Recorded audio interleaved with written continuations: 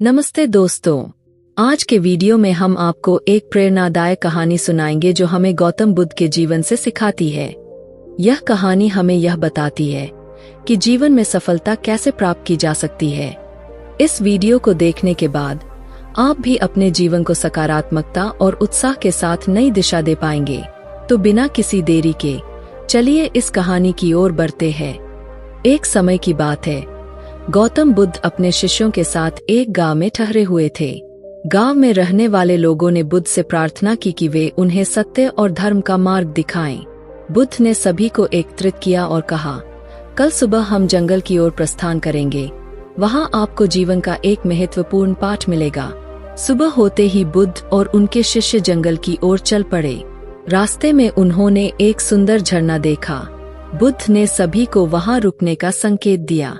वे झरने के पास बैठे और ध्यान में लीन हो गए। शिष्य भी ध्यान मुद्रा में बैठ गए। कुछ समय बाद बुद्ध ने अपनी आंखें खोली और एक शिष्य से कहा, इस झरने का पानी लाओ। शिष्य झरने के पास गया, लेकिन देखा कि पानी की सतह पर पत्ते और मिट्टी का कचरा तैर रहा है। उसने लौटकर बुद्ध से कहा, गुरुदेव, पानी साफ नहीं है। बुद्ध ने मुस्कुराते हुए कहा, कुछ समय प्रतीक्षा करो। कुछ देर बाद बुद्ध ने फिर से उसी शिष्य से कहा, जाओ और पानी लाओ। शिष्य फिर झरने के पास गया और देखा कि अब पानी साफ था। उसने एक बर्तन में पानी भरा और बुद्ध के पास लाकर रखा। बुद्ध ने शिष्य से पूछा, जब तुम पहली बार पानी लाने गए थे तो पानी गंदा क्यों था? शिष्य ने उत्तर दिया, गुरुदेव, वह कचरा और मिट्टी के कारण गंदा था। बुद्ध ने कहा, और अब पानी साफ कैसे हुआ? शिष्य ने उत्तर दिया, गुरुदेव, समय के साथ वह कचरा और मिट्टी बैठ गए, जिससे पानी साफ हो गया। बुद्ध ने कहा, ठीक इसी प्रकार हमारे मन में भी अनेक विचार और भावनाएं होती है जो उसे अशांत और गंदा कर देती है। यदि हम धैर्यपूर्वक प्रतीक्षा करें और समय दें, तो वे विचार और भावनाएं भी शांत हो जाती है और मन स्वच्छ हो जाता है। शिष्य ने इस बात को गहराई से समझा और अपने गुरुदेव को प्रणाम किया। बाकी शिष्य भी बुद्ध की इस शिक्षा से प्रेरित हुए और अपने मन की शांति को पाने का मार्ग समझ गए। गौतम बुद्ध और उनके शिष्य जंगल में और आगे बढ़े। चलते चलते वे एक घने वन क्षेत्र में पहुंच गए। वहां पर एक विशाल वृक्ष था जिसकी छाया बहुत सुखदायक थी। बुद्ध ने सभी को उस वृक्ष के नीचे बैठने का संकेत दिया। शिष्य आराम से बैठ गए और बुद्ध की ओर देखने लगे, यह जानने के लिए कि अब गुरुदेव क्या सिखाने वाले हैं।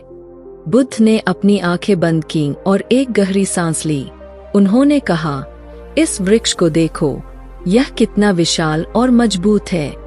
इसके पत्ते हरे भरे हैं और इसकी जड़ें कितनी गहरी और मजबूत है। क्या कोई जानता है कि यह वृक्ष इतना विशाल कैसे हुआ? एक शिष्य ने उत्तर दिया, गुरुदेव, यह वृक्ष वर्षों से बढ़ रहा है। इसे समय के साथ सूर्य का प्रकाश, पानी और मिट्टी से पोषण मिला है। बुद्ध ने सिर हिलाया और कहा, सही कहा। इस वृक्ष ने धैर्यपूर्वक समय के साथ अपने पोषण को स्वीकार किया और बढ़ता गया। इसी प्रकार हमारे जीवन में भी धैर्य और समय का महत्वपूर्ण स्थान है। यदि हम सही मार्ग पर चलते रहें और धैर्य बनाए रखें, तो हम भी सफलता और शांति प्राप्त कर सकते हैं। एक अन्य शिष्य ने प्रश्न किया, गुरुदेव, लेकिन जब हमें कठिनाइयों का सामना करना पड़ता है, तब हमें क्या करना चाहिए? बुद्ध ने मुस्कुराते हुए उत्तर दिया, देखो, इस वृक्ष ने भी अनेक तूफानों और विपत्तियों का सामना किया होगा, लेकिन इसने अपनी जड़ों को और गहराई में फैलाया और मजबूती से खड़ा रहा। हमें भी अपनी जड़ों को मजबूत करना है, अर्थात अपने मनोबल और धैर्य को बढ़ाना है। कठिनाइयां हमें कमजोर नहीं बनाती, बल्कि हमें और मजबूत बनाती है। शिष्यों ने बुद्ध की बातों को ध्यान से सुना और समझा। वे सभी बुद्ध के मार्गदर्शन में अपने मनोबल और धैर्य को बढ़ाने का संकल्प लेकर उस जंगल से वापस गांव की ओर चल पड़े। बुद्ध के ये उपदेश उनके जीवन के कठिनाइयों में उन्हें मार्गदर्शन और प्रेरणा देते रहे। गौतम बुद्ध और उनके शिष्य गांव की ओर लौट रहे थे। तभी रास्ते में उन्हें एक किसान मिला जो बहुत परेशान दिख रहा था। बुद्ध ने किसान से पूछा, भाई, तुम इतने चिंतित क्यों हो? किसान ने उत्तर दिया, गुरुदेव, मेरी फसल बार बार खराब हो जाती है। मैं कितनी ही मेहनत करता हूँ, लेकिन मौसम और अन्य कठिनाइयों के कारण मैं सफल नहीं हो पाता। मैं बहुत हताश हो गया हूँ। बुद्ध ने शांत स्वर में कहा, क्या तुमने कभी देखा है कि जब कोई नन्हा पौधा उगता है तो वह सीधे विशाल वृक्ष नहीं बन जाता। उसे अनेक कठिनाइयों का सामना करना पड़ता है, लेकिन वह धैर्यपूर्वक बढ़ता रहता है। किसान ने सिर झुका लिया और कहा, लेकिन गुरुदेव, मेरे पास धैर्य खत्म हो गया है। मैं अब और नहीं सह सकता। बुद्ध ने किसान को अपने पास बैठने का संकेत दिया और एक कहानी सुनाई। एक बार की बात है, एक राजा था जो बहुत ही अधीर और क्रोधित स्वभाव का था। एक दिन उसने अपने राज्य के सभी विद्वानों को बुलाया और कहा, मुझे एक ऐसी बात बताओ जिसे सुनकर मैं अपने क्रोध पर काबू पा सकूं और मेरे मन की अशांति दूर हो जाए। विद्वान बहुत सोच विचार में पड़ गए, लेकिन कोई भी उत्तर नहीं दे पाया। अंत में एक वृद्ध विद्वान ने कहा, महाराज, मैं आपको एक मंत्र देता हूँ। जब भी आप क्रोधित या हताश हों, तो इस मंत्र को याद करें, यह भी बीत जाएगा। राजा ने उस मंत्र को अपने मन में बसा लिया और जब भी वह किसी कठिनाई का सामना करता तो उस मंत्र को दोहराता, यह भी बीत जाएगा। धीरे धीरे राजा ने महसूस किया कि उसका क्रोध और हताशा कम हो रही है और वह शांति की ओर अग्रसर हो रहा है। किसान ने बुद्ध की कहानी सुनी और उसकी आंखों में एक नई चमक आई। उसने प्रणाम करते हुए कहा, गुरुदेव, मैं समझ गया हूँ। कठिनाइयाँ भी बीत जाएंगी और मैं धैर्यपूर्वक अपने प्रयासों को जारी रखूंगा। बुद्ध ने मुस्कुराते हुए किसान को आशीर्वाद दिया और अपने शिष्यों के साथ गांव की ओर बढ़ते रहे। उनके शिष्यों ने इस पूरी यात्रा के दौरान जीवन के महत्वपूर्ण सबक सीखे और अपने गुरुदेव की शिक्षाओं से प्रेरित होकर वे भी अपने जीवन में धैर्य और शांति को बनाए रखने का संकल्प लिया। गांव लौटने पर बुद्ध ने एक सभा बुलाई और सभी गांव वालों को उनके अनुभवों और सीखों को साझा किया। गांव वाले भी इन कहानियों से प्रेरित हुए और उन्होंने अपने जीवन में धैर्य और सच्चाई के मार्ग पर चलने का निर्णय लिया। बुद्ध की शिक्षाएं गांव वालों के दिलों में गहराई से बस गईं और उन्होंने अपने जीवन को एक नई दिशा में मोड़ दिया। गांव में बुद्ध के उपदेशों से प्रेरित होकर सभी लोग अपने अपने काम में जुट गए। सभी में एक नई ऊर्जा और उत्साह दिखाई देने लगा। कुछ दिन बाद बुद्ध ने अपने शिष्यों से कहा कि वे आसपास के अन्य गांवों में भी जाएं और वहां के लोगों को भी धर्म और सत्य का मार्ग दिखाएं।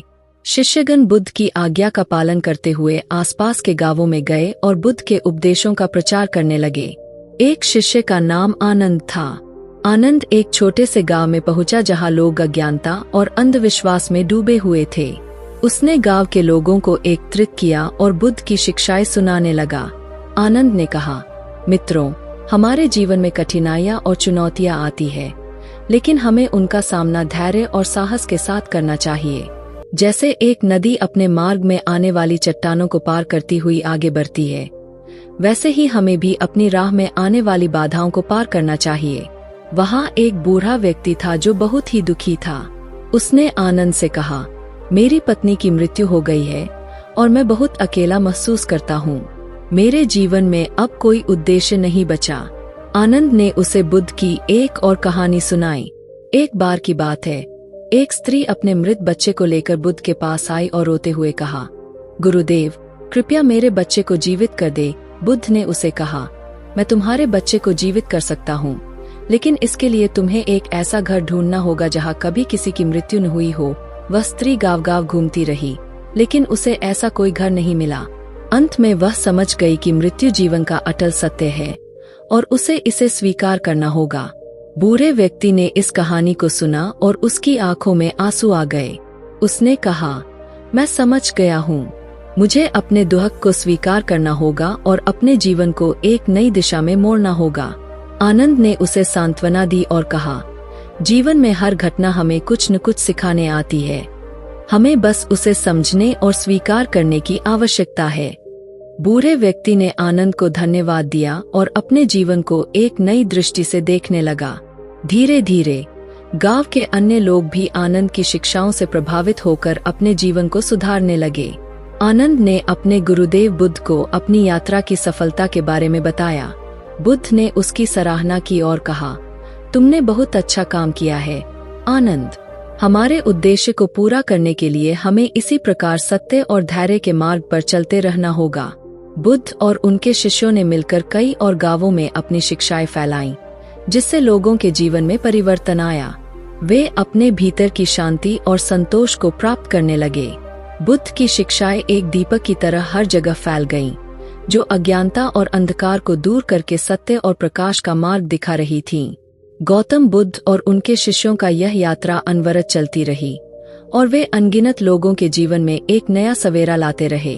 गौतम बुद्ध और उनके शिष्य गांव-गांव घूमते रहे और अपने उपदेशों से लोगों को प्रेरित करते रहे। एक दिन वे एक ऐसे गांव पहुंचे जहां लोग अत्यंत संपन्न थे, लेकिन आपसी द्वेष और ईर्ष्या से घिरे हुए थे। गांव में कोई शांति नहीं थी।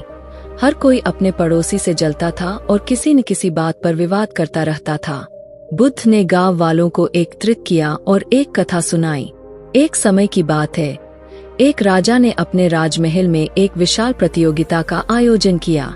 प्रतियोगिता का उद्देश्य था कि सबसे सुंदर और अनोखी वस्तु कौन ला सकता है। सभी लोग अपनी अपनी वस्तुएं लेकर राजा के सामने प्रस्तुत हुए। कोई बहुमूल्य रत्न लाया, कोई सुंदर वस्त्र और कोई अनोखे खिलौने। अंत में एक गरीब किसान ने एक साधारण सी मिट्टी की छोटी सी दीपक लाई और उसे जलाकर राजा के सामने रखा। राजा ने उससे पूछा, इस साधारण दीपक में ऐसी क्या विशेष बात है जो इसे सबसे अनोखा बनाती है? किसान ने उत्तर दिया, महाराज, इस दीपक की रोशनी हर अंधकार को मिटा सकती है, चाहे वह कितना भी गहरा क्यों न हो। इसी प्रकार यदि हमारे हृदय में प्रेम और करुणा की ज्योति जलती रहे तो कोई भी द्वेष या ईर्ष्या हमें अंधकार में नहीं रख सकती। राजा को किसान की बात बहुत अच्छी लगी और उसने उसे विजेता घोषित किया। गांव वालों ने बुद्ध की यह कथा सुनी और उनके हृदय में एक बदलाव आया। उन्हें समझ में आया कि उनका आपसी द्वेष और ईर्ष्या ही उनके सुख और शांति का सबसे बड़ा शत्रु है। उन्होंने अपने गुरुदेव बुद्ध से पूछा, गुरुदेव, हम अपने हृदय में प्रेम और करुणा की ज्योति कैसे जलाएं?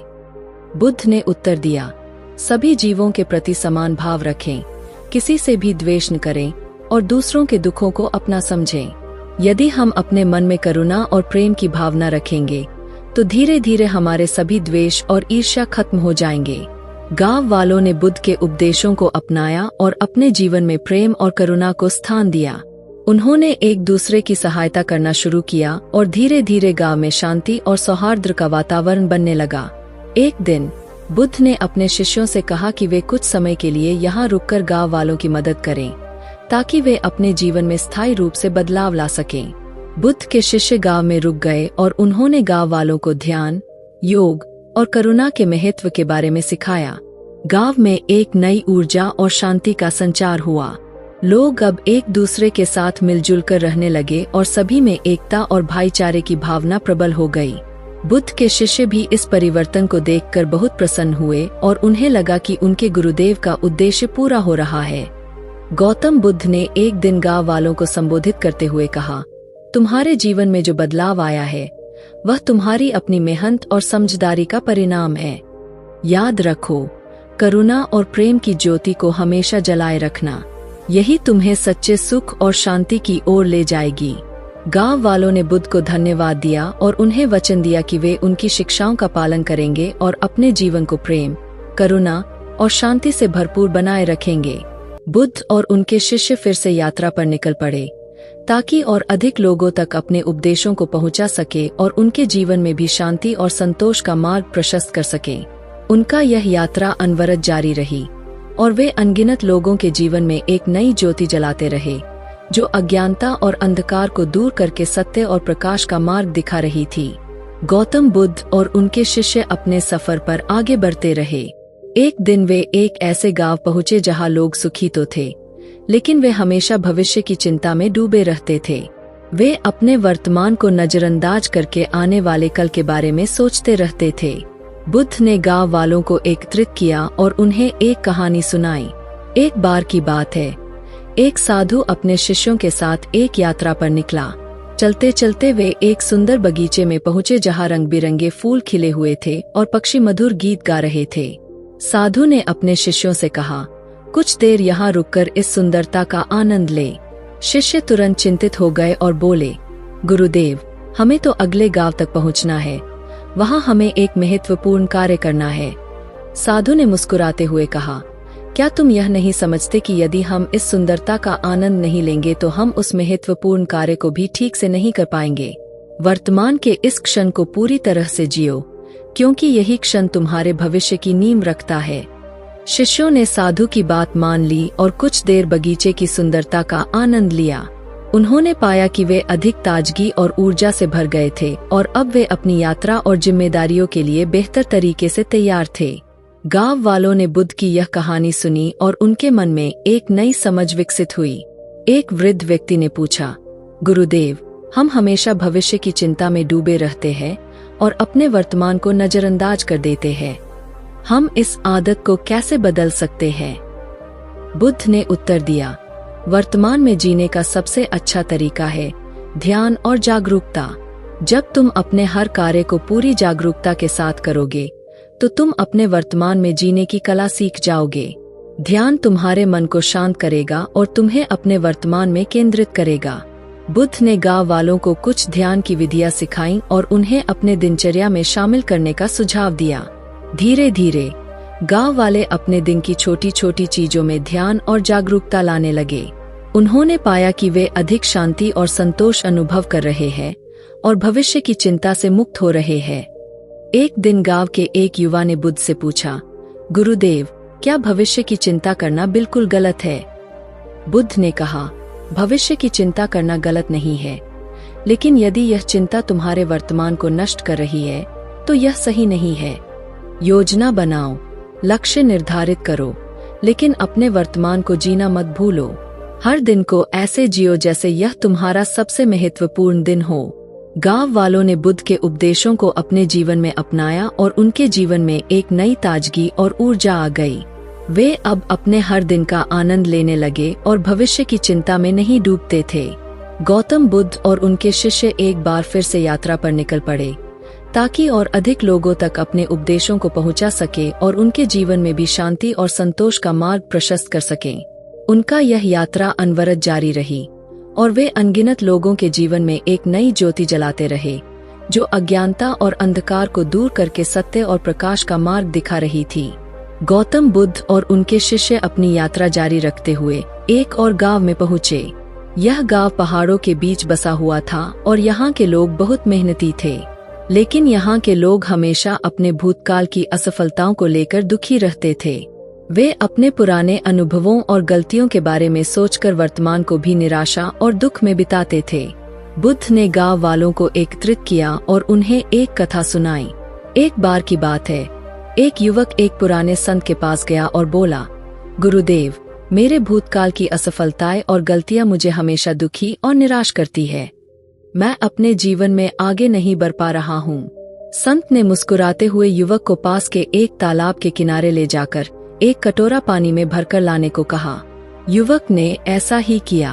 फिर संत ने कटोरे में एक मुट्ठी नमक डालने को कहा और पानी को पीने के लिए कहा। युवक ने जैसे ही पानी पिया, उसका चेहरा बिगड़ गया और उसने कहा, गुरुदेव, यह पानी बहुत खारा हो गया है। संत ने फिर युवक से कहा कि वह उसी मुट्ठी नमक को तालाब में डाल दे और फिर तालाब का पानी पिए। युवक ने वैसा ही किया और तालाब का पानी पिया। इस बार पानी बिल्कुल मीठा और ताजगी भरा था। संत ने कहा, भूतकाल की असफलताएं और दुख हमारे जीवन में नमक के समान हैं। यदि हम इन्हें अपने छोटे से कटोरे यानी अपने मन में रखें तो यह खारा और दुखी कर देगा, लेकिन यदि हम इन्हें एक बड़े तालाब यानी हमारे विस्तृत जीवन के परिप्रेक्ष्य में देखें तो यह हमें प्रभावित नहीं करेंगे। हमें अपने भूतकाल की गलतियों को स्वीकार करके उनसे सीखना चाहिए और आगे बढ़ना चाहिए। गांव वालों ने यह कहानी सुनी और उनकी आंखों में एक नई समझ की चमक आई। उन्होंने बुद्ध से पूछा, गुरुदेव, हम अपने भूतकाल की असफलताओं को कैसे भूल सकते हैं? बुद्ध ने उत्तर दिया, भूतकाल की असफलताओं को भूलना नहीं, बल्कि उनसे सीखना महत्वपूर्ण है। उन्हें अपने वर्तमान और भविष्य के मार्गदर्शक बनाओ। ध्यान और आत्मचिंतन के माध्यम से अपने मन को शांत रखो और अपने जीवन के प्रत्येक क्षण को पूर्ण जागरूकता और समझदारी से जियो। गांव वालों ने बुद्ध की सलाह मानी और उन्होंने अपने भूतकाल की असफलताओं को सीखने का एक साधन बना लिया। वे अपने वर्तमान को खुशी और उत्साह के साथ जीने लगे और अपने भविष्य की ओर सकारात्मक दृष्टिकोण से देखने लगे। गांव में एक दिन एक वृद्ध महिला ने बुद्ध से कहा, गुरुदेव, आपने हमारे जीवन को नई दिशा दी है। आपके उपदेशों ने हमारे मन के अंधकार को दूर कर दिया है। हम आपके आभारी हैं। बुद्ध ने मुस्कुराते हुए उत्तर दिया, मैं केवल एक मार्गदर्शक हूँ।